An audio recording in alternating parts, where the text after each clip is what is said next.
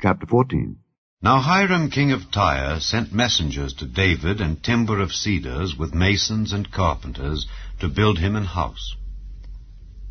And David perceived that the Lord had confirmed him king over Israel, for his kingdom was lifted up on high because of his people Israel.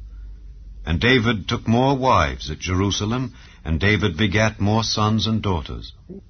Now these are the names of his children which he had in Jerusalem: Shammua and Shobab, Nathan and Solomon, and Ibhar and Elishua, and Elpalet, and Noga, and Nepheg, and Japhiah, and Elishama, and Beliada, and Eliphalet.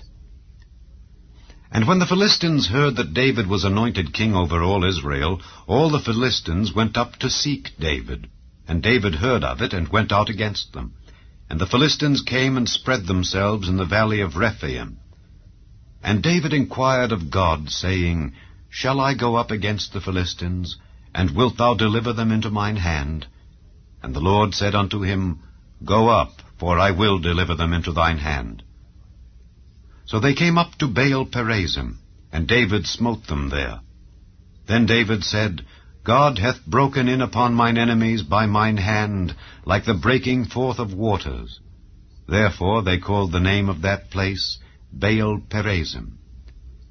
And when they had left their gods there, David gave a commandment, and they were burned with fire. And the Philistines yet again spread themselves abroad in the valley.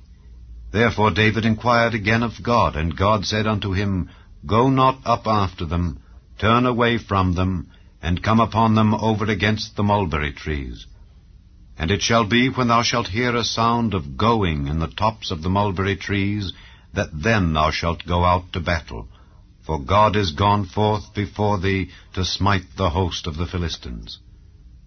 David therefore did as God commanded him, and they smote the host of the Philistines from Gibeon even to Gazer. And the fame of David went out into all lands, and the Lord brought the fear of him upon all nations.